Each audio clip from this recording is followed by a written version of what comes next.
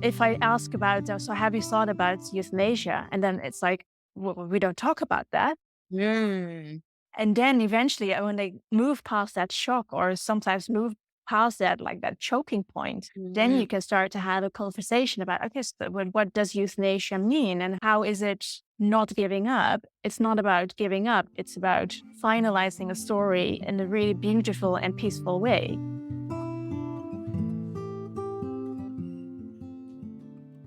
Hi, guys, and welcome to the House Call Vet Cafe podcast. I'm Dr. Eve Harrison. I'm a full-time integrative concierge house call veterinarian in Los Angeles, and I help other vets to build their unique mobile practices on their terms. This podcast is for and by house call and mobile veterinarians, so it is meant to give our community a platform to connect, to share our stories, to lift each other up, and to support each other. Most of us work solo as lone wolves, right? So for me, it's been really powerful to be able to physically hear the voices of my colleagues from all over the world and to get a chance to feel that we truly are part of a community of very real other human beings who get it. While you may be alone in that little bubble of your own vehicle when you're on the road seeing patients, I welcome you to join our community by tuning into our own podcast when you're on your way to your next house call. Whether you're a super experienced house call vet with 30 years of experience, you're a brand new prospective house call vet just looking to get started, or you're house call curious, there will be something for you in this podcast. Each episode, you will hear interviews from other mobile veterinarians just like yourself who are doing unique and innovative things, vets who are sharing their stories, their struggles and challenges, and you can also look forward to hearing valuable information and perspectives from specialists and experts outside of our micro niche. And finally, if becoming a house call veterinarian is something that you've been thinking about exploring, or you're looking for some extra support getting your own mobile practice to feel more profitable and sustainable for you, check out the information in the show notes about my course and our above and beyond supportive private community for members only, plus our monthly group coaching sessions within the House Call Vet Academy. You can also check out my free public Facebook group, which is also called the House Call Vet Cafe, the same name as this podcast, and which is a warm and cozy community for mobile vets to support each other in professional and personal development, in creative entrepreneurship, and in friendship. So thank you guys for spending time with me today. Let's dive into the episode.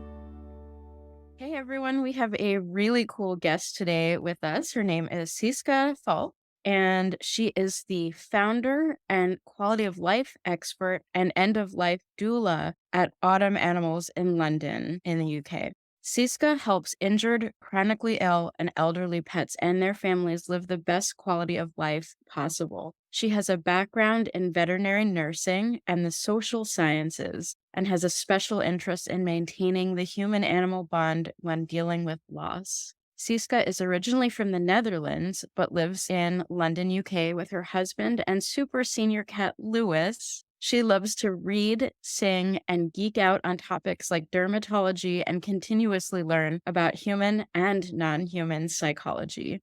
I love that. Welcome, Sieske. I'm so glad you could join us from across the pond. I'm so glad you reached out to me too. It's wonderful. Yeah, thanks for having me. I'm looking Yeah. forward to it.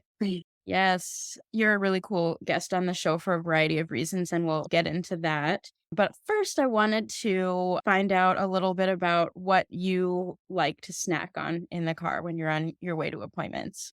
Well, first of all, I don't have a car. I don't use a car to go to appointments. I use an e-cargo bike because in London, getting around in car is just not doable.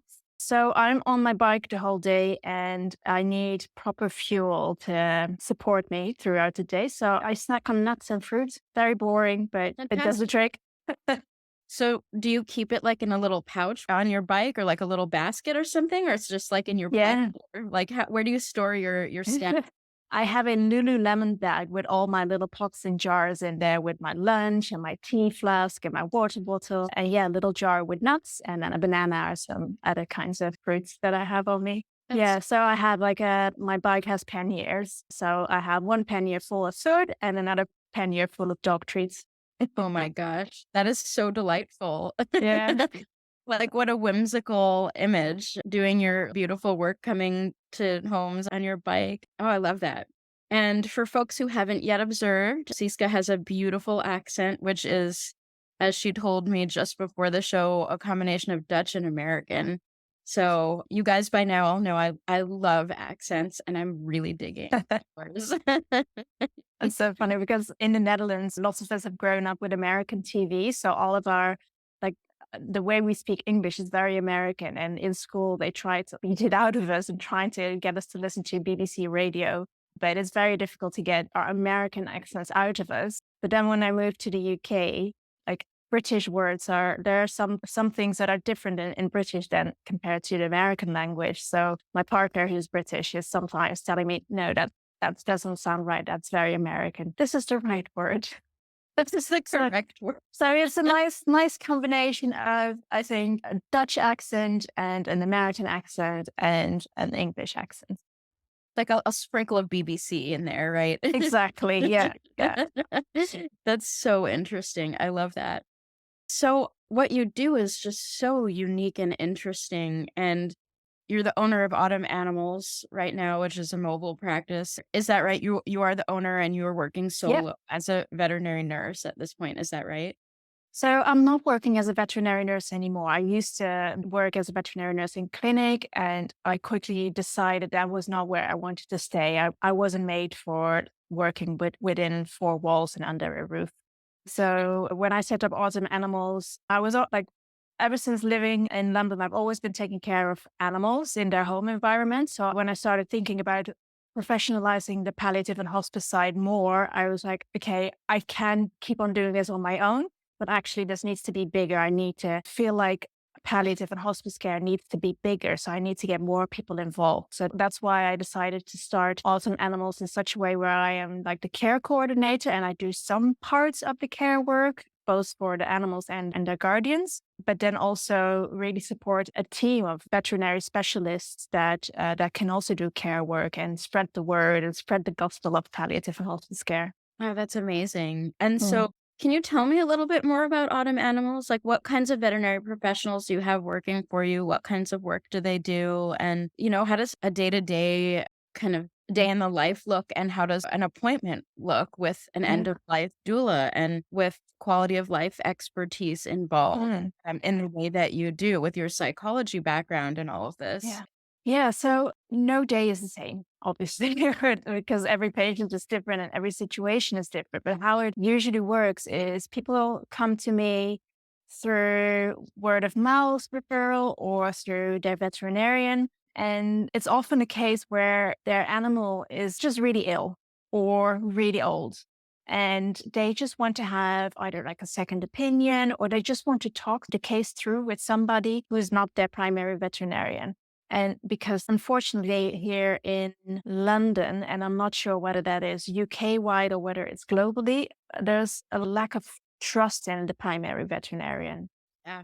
which is a shame because like I still remember a time where you have a family vet and their word is like you would follow that. Yeah. So people don't have that anymore. And that's why they often find me through word of mouth, through talking to other pet owners, either dog owners in the park, and then they know me and they say, well, you should talk to Sieske. Maybe she has some ideas. So yeah, they contact me. And what I do is I have people do a quality of life assessment. And the quality of life assessment is for their animal, like what is their quality of life at this point for, I think about 10 different parts of their life, but also what is the quality of life for the family? Because I believe that quality of life of a pet is very much intertwined with the whole family setting. Yeah. And I ask about the social aspects in life, their financial aspects. Like, are they feeling comfortable financially to be able to give this kind of support and continue to give the support to an animal?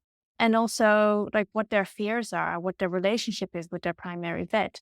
So, after I have all that data, I also ask them, what is your line in the sand? So if you think about, for instance, an animal that is elderly and is having very occasional accidents in the house, sometimes they pee because they couldn't get out of the door quick enough. Right. And that is fine. Like people are able to clean up after that. But where is the line in the sand drawn for them? So at what stage do they say, actually, he's having accidents in the house so frequently that I think their quality of life has diminished in such a way that if medication doesn't do the trick anymore, we need to start thinking about, okay, this is the end. So I make people look ahead to the situation, the time where the situation is just unmanageable. And that's not only about accidents in the house, it's also about wound management. It's about whether they're still enjoying spending time with their family, all these different parts of life. So basically, what I do is I have a really good and in depth conversation with people. I try to really find out, so what are the things that we can still tweak to improve quality of life, whether that's medication that needs to be adjusted, a routine that needs to be adjusted, maybe environmental things that need to be adjusted. And I find out where their boundaries are.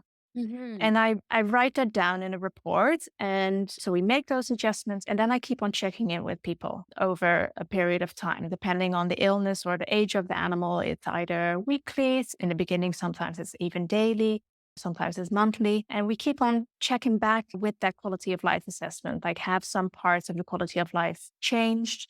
Do changes need to be made? But the point is here also to keep people accountable, because what I've been finding over the last few years is, for instance, one of my patients was having accidents on a daily basis and wasn't able to remove himself from his bed anymore where he'd had a peeing accident. And whereas people before had said if that happens on a daily basis, the quality of life has changed. But at that time, they're saying, I don't mind cleaning up every day. I don't mind putting the washing machine on every day. So then it's up to me to say, but actually, half a year ago, you said something different. And let's just do a good check in. Like, how are you really feeling about this? And also, what is it that makes you hold on to this animal? Like, sometimes there's something deeper, and it might be like a trauma that hasn't been spoken about, or a reason why they're holding on to an animal and keep on treating it, where sometimes treatment is not necessarily in their best interest. Sometimes it's in their best interest to let them go. And that is not my place to say, but I do try to like have these conversations with people to really find out what is behind their thinking and their acting. So that is a little bit of what I'm doing. And then it's a very emotional and very analytical thing that I'm doing. But what I'm also doing a lot is coordinating the other kinds of care that we provide. So Autumn Animals also has an animal osteopath, animal physiotherapist. We have somebody that's trained as an acupuncturist. We have veterinary nurses on staff that can teach people how to give subcutaneous fluids, for instance. We have a canine rehabilitation specialist. So lots of people that can give this holistic care to an animal that, yeah, is at the end of their life or is very ill, or sometimes just has an injury that needs to be helped and they need that kind of support. So I'm also making sure that these carers are being called in when an animal needs that. And I'm the liaisons officer, so to say, between the pet guardian, the veterinary specialist, and the primary veterinarian. So yeah, that is a little bit of what I'm doing next to the other other things of running a business. Yeah, yeah. I have a lot of questions for you.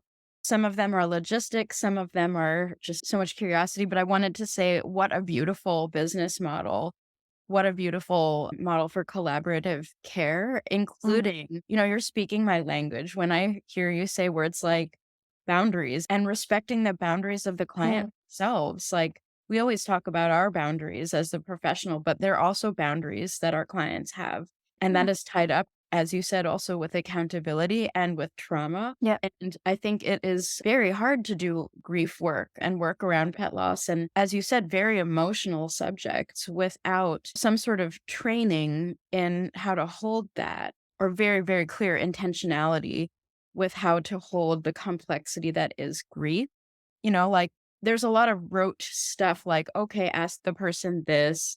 You should always do this when you are doing palliative care. You should always provide this. But Mhm. there is something beyond just that rote list of requirements to do. And that is showing up with an emotional intelligence and a real compassion and dedication to doing right by the owner and the animal, of course. And I just like in hearing you speak, I just heard that. And I think that's very, very beautiful. And I think it's missing from a lot of palliative care environments. I think in general, most folks who go into palliative and hospice care work have huge hearts and come with this big emotional intelligence and desire to help, but it's not always there. And it often, as you alluded to, people don't trust their primary vets. There's a depersonalization that has been happening. I'm really curious to hear more, on your thoughts about why that might be going on. But in my experience here in the US, there's a lot of depersonalization. Some of it's involved with corporatization, some of it is involved with the massive scale of some of these operations and fear-based medicine rather than like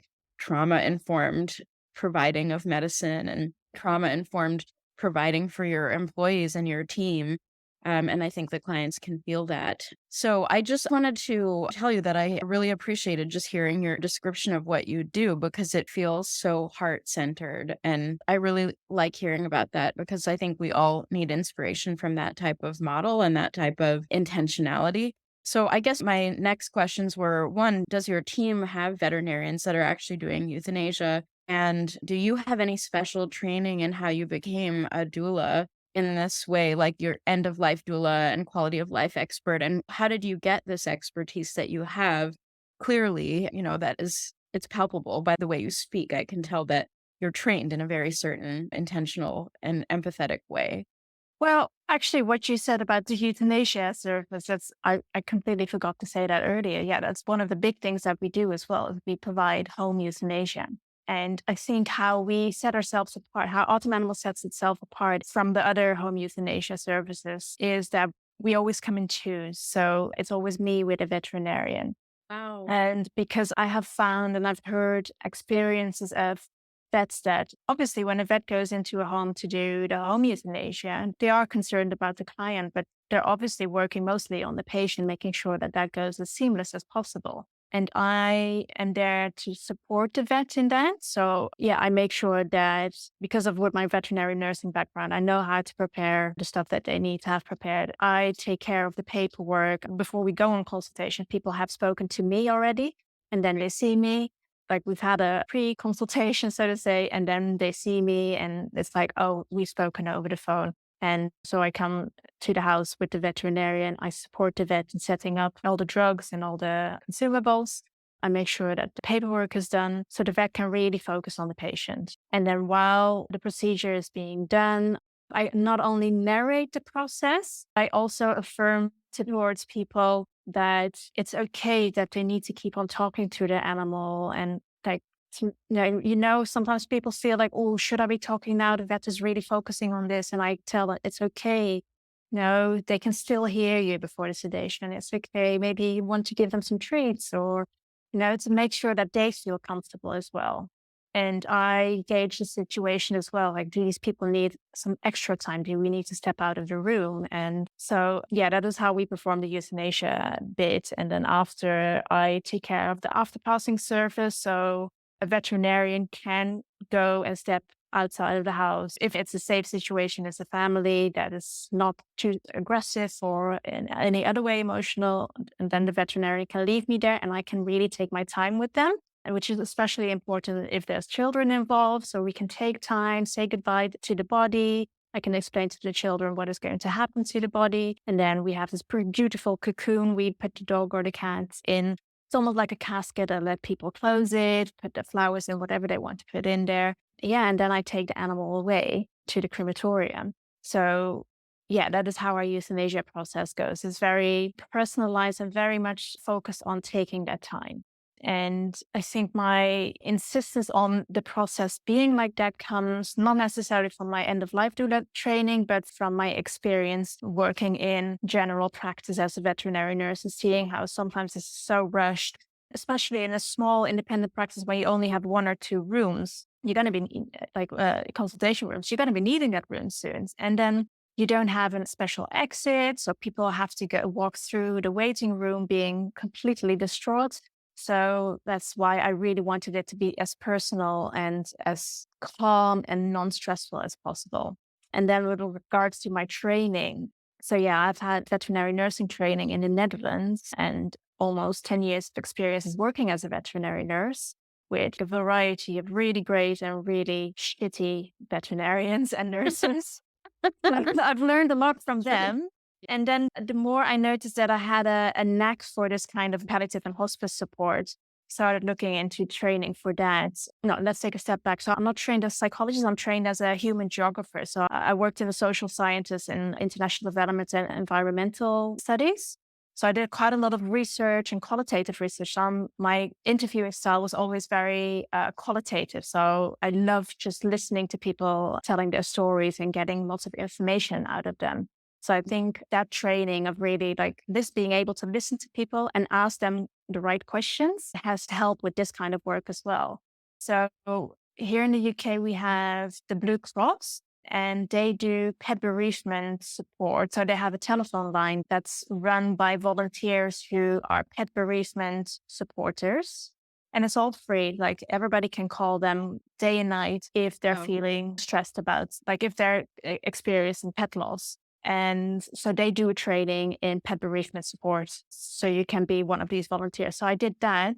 And then I was like, you know what? I want to do more of this kind of training. I want to go more in depth. So eventually it was an online course with the University of Vermont.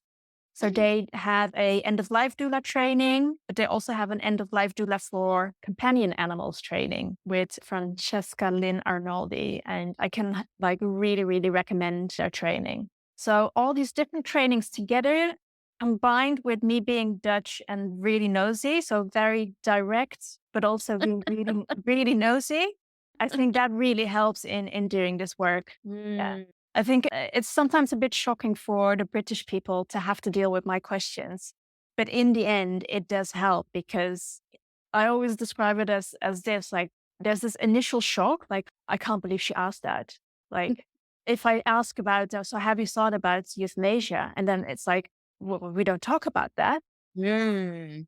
And then eventually, when they move past that shock or sometimes move past that, like that choking point, then Mm. you can start to have a conversation about, okay, so what does euthanasia mean? And how is it not giving up? It's not about giving up. It's about finalizing a story in a really beautiful and peaceful way. Wow. Yeah. That's so interesting, that you're kind of encountering almost like a cultural it's not a clash, I guess, because it seems like it's working and it's working really well, but it's very interesting that you're encountering that cultural phenomenon and how it's different from your background per se. I also wanted to back up and just say how cool I think it is that you mentioned when the veterinarian steps out you're there to like continue working with the human. And Mhm. that was on the specific condition that it feels safe, that the Yeah, family is not aggressive, that you feel that you would not be in any sort of danger to be alone with the family. I think the absolutely. fact that you said that is really admirable. And I love that that is a part of your business model and your priorities because we're going into people's homes Uh-huh. and they're in a heightened emotional state. We don't know anything about their mental health.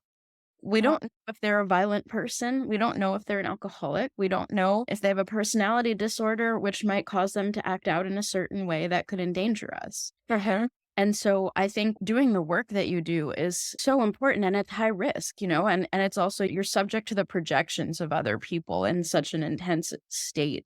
And your safety, I find that euthanasia practices in the US that really prioritize that safety and put empowerment and decision making and boundary ability into the hands of the practitioners who are in the home and empower them with that safety. I find those are some of my favorites and the ones that I have the most respect for. There are people who are working under employers who kind of pressure them to go into homes even when they don't feel safe with those people. And I Mhm. think that's really disturbing to me coming from, an organization that is day in and day out working with trauma, Mm. you know? Yeah, it's something that I thought about a lot when setting up autumn animals. It's about the safety of everybody involved. So it's safety for the client and safety for us. And I've really put that in my contracts as well, both for the people that work for autumn animals and the clients. And especially, I think, towards the clients, because people already ask us for providing a service. But that Right. if one of my people goes into a home and they feel unsafe for any reason, they are allowed to step out to make their exit in any way that feels good at that time and directly call me and we figure it out. But they don't have to be worried that they're not going to be paid. And people, like clients, will be fired if they have made somebody feel unsafe as well. Bravo. Um, Bravo. yeah. And because it's also like we're mostly women, Mhm. some of us are women of color. Yes. And unfortunately, we still live in a society where there is discrimination. So I just really wanted to make a really clear stance on that, that there's no discrimination going on. We're all here to help these animals.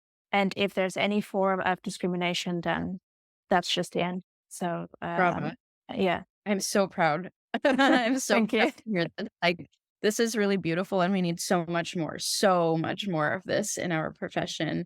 And I commend you for that because I think it's so Thank you. important. And Yeah. I'm very moved how dedicated you are to the well-being of everyone involved. Yeah. And unfortunately, I had to learn this from other people's cases that were not like supported in this way. And just being a shock hearing about these situations. And yeah, if an employer would have such a laissez-faire stance towards me, like if I would be in a situation like that, I would just go, screw this, I'm going. Right. But I know that lots of people are not in the position to say no to work. So yeah, no, I feel like that it is my responsibility as an employer to make sure that everybody's safe. Bravo. Mhm. Oh, my heart is like exploding with happiness just here. Beautiful. It's Yeah. rare. It's rare. Can I tell you that? It's really rare to find this level of responsibility among employers, and Mm. not just physical safety, but emotional safety of the team, the client, Yeah. and the animal together. Mhm. So I'm just very moved right now. I love it. So, can you tell me a little bit about your singing? You said you love to read and sing and geek out, but I'm interested Yeah. in the singing part. Oh my gosh. Well, I'm starting choir in, I think, about 3 weeks. And it's been something that I've been working up to for a long time because I love to sing. And yeah, so let's just say I surprised my husband when we got married. Um, when we decided to get married, I already started writing my speech because I am a massive geek for Jason Mraz music. That is I noticed like last week, oh, I haven't been listening to Jason Mraz for a long time. This is why I'm feeling a bit down. I need some Oh, friends. So, but I knew that he was not going to do our first dance on any Jason Mraz song. He was not going to do anything for me. Even though he's a musician, I knew he was not going to do that. So I was like, I'm taking matters in my own hands. So I started writing my speech, and it was a medley of various Jason Mraz songs describing our love story. oh, And then I got my husband's best man slash best friend, who is a guitarist, and he used to be in a band with my partner, him and one of my best friends, who's also a musician. So we came together to practice those medleys. So they were both on guitars and I was singing. Um, but yes. he never knew I was sneaking around with his best man for all these months behind his back. Even up until the minute that I was standing up to give my speech, which and he hadn't even realized why I was getting so stressed about the sound system. Like, why is the sound? Why are there not two microphones?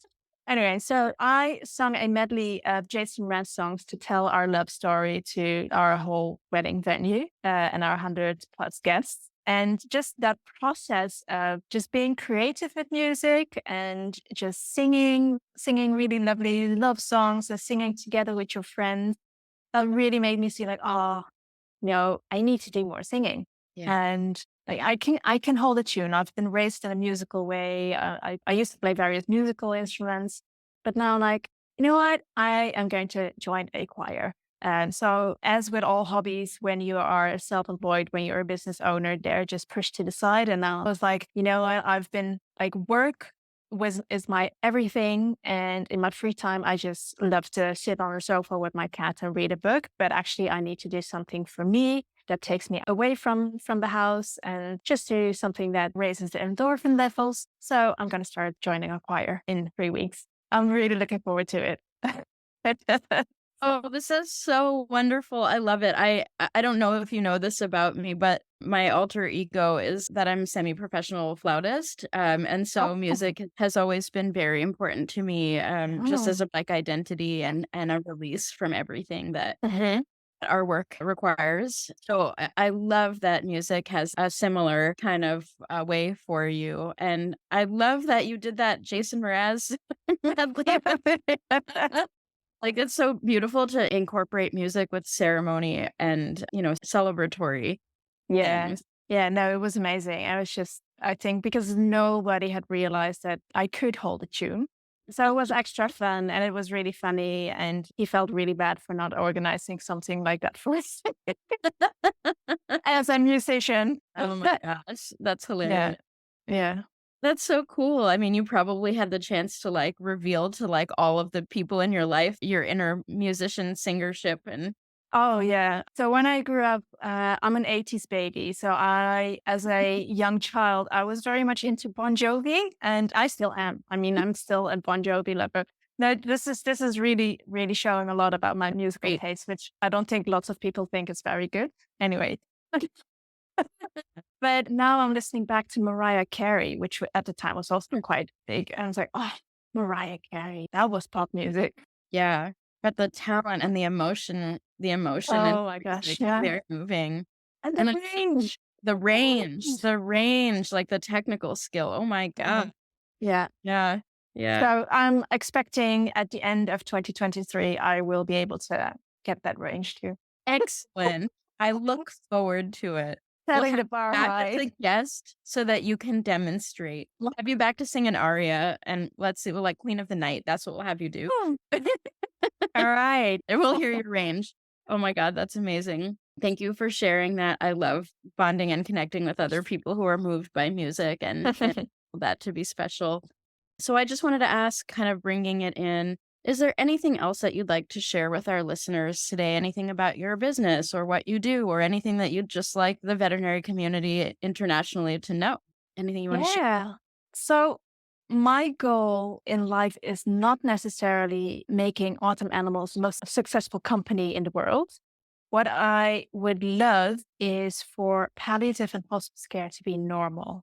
I feel like there's so much focus on our puppies and kittens, and we lose connection with those animals as veterinary professionals. I find we lose the connection a little bit once they grow a little bit older. You see them once a year for their vaccinations, and you see the clients a few times a year when they pick up their parasite treatment. But I feel like we need to get better in taking care of the senior animal. We really Mm, need to be more proactive in that. And we need to stress to people like it's good if we can see those like once they start getting towards the age of maybe 6 or 7 with cats and dogs, we need to see them more regularly than once a year. We need to be more proactive. I would love it if every veterinary surgery would have a veterinary nurse that would call and check in with people like, how are you doing? And I think have these kinds of consultations where we're not only checking in with the animal, but also with the family. I think veterinary care,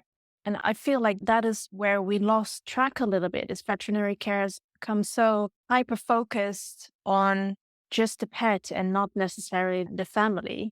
And I mhm, think that is where people have lost faith or lost that connection with their veterinarian. And like what you mhm, said earlier as well is like the corporatization. We have that here as well, mhm. very, very strongly. And I do see a lot of clients that are really struggling with that. And these clients also see that it's not the veterinarian personally their fault. They That's it. see that they're under an immense stress. So That's what it. I always try to get clients to do is to really like hook their nails into that vet and just always ask to be seen by the same vet, because it's the going between all these different vets that don't know the story that is really frustrating for lots of clients and lots of pets. So I think getting a little bit that personalized care back again and the more focus on the holistic picture. So not only the animal, but the whole family. And I know that's just really difficult. So I think for a veterinary surgery, that is massively understaffed. So I think it's just a matter of getting more organizations like Autumn Animals involved and getting the cat sitters and dog walkers more involved in this kind of holistic care. I Yeah. love that. So well said. And I think, just elaborating on that, I think the bigger an organization gets, the harder it is to remain Yes. accountable for that personal care. Yes. And that's one of many reasons that I'm so supportive of, the independent small Mm-hmm. practice, like really small, micro, like only a house call practice can be in that Mm-hmm. way. And I think that's the heart of medicine right there that has been missing for some time. Mm-hmm. Um, Yeah. And I think that, like that ongoing long-term relationship with the same vet who knows what's going on, the personalization beyond like the once or twice a year just to sell the preventatives. Yeah. I think just like And you said, yeah. and a lack of working together as well. I feel like we're all stuck in our different silos and nobody's communicating. So one of the things that we do with Autumn Animals is like we're really open, like we don't diagnose, we don't sell medication. If we find that an animal needs different kinds of medication or like an adjustment, or like even if we do a blood pressure measurement, we're not going to say to your client, your animal is hypertensive or whatever. We send our findings back to the primary vet and have them do the diagnosis. And like it's Wow. about this communication and working together. Like there is enough work. There is enough work amongst us. And this is why we're so overworked and Mhm, understaffed. We mhm. need to be able to work together and have good communication. And I find that that is really difficult at this time. Yeah, like the situation that we're in now globally. Yeah. Well said. Thank you for sharing your thoughts on that. I Definitely. really, really appreciate it. And just to close up our session, do you have Yeah. a favorite beverage? Yes, I love a green tea, like a really, really strong, strong green tea. I stopped drinking coffee 2 years ago. I thought it was the perfect time during my honeymoon to stop drinking coffee after 15 years of being addicted. So now my favorite caffeinated beverage of choice is green tea up until about noon, and then I need to stop. Perfect. Yeah. Love it. Are you doing like the powdered, like the gunpowder green tea, or you're doing like tea bags, or like No, I what's your have one. specialty? My favorite brand is, I don't even know what the brand name is. It's a British brand and it's all like loose leaf tea. So at this point, it's so bad that if I go traveling, I bring my own tea because a bag of green tea is just not going to cut it. I need the fresh, well, fresh slash dried stuff that is really nice and strong. Amazing. You British folks are tea people, tea snobs, if I will. I know, Oh, yeah. But Dutch people are very into their coffee, so really had to learn to drink tea here. Although they're more of black tea here, and I'm not a fan of black tea anyway. So, yeah. very interesting. Mhm. Thank you so much for being with me today. I think the veterinary community needs to hear a lot of what you're doing and a lot of your ideas and thoughts and how you do things. And I'm hopeful that anyone who listens to this will be moved and inspired to, if they're not already of a similar mind, consider some of the ways that you do things. I Uh, really hope so. I hope so too. So thanks again for reaching out to me to be on this podcast. I so appreciate your outreach and your connection, and I look forward to connecting again in the future. Yeah, thank you so much for having me. I really enjoyed chatting. Wonderful. All right, talk soon. Bye. Thank you so much for listening to this episode of the House Call Vet Cafe. If you enjoyed this episode, then hit the subscribe or follow button on Apple Podcasts, Spotify, Google Podcasts, YouTube, or wherever you listen to podcasts so you never have to miss an episode. This podcast is made specifically for you, so don't be shy if you'd like to reach out and let me know your thoughts on this episode. You can find me on Instagram and Facebook as The House Call Vet Academy, where I also share more valuable content. If you're interested in learning more about consulting for house call vets or the House Call Vet Academy online course and community, please click on the link in the show notes. Have an amazing rest of your day, and I can't wait for you to join us for our next episode of the House Call Vet Cafe. If you're looking for help with ultrasound scanning, check out First Opinion Veterinary Ultrasound for independent machine reviews and online and in-person teaching options. FOVU, simplifying ultrasound.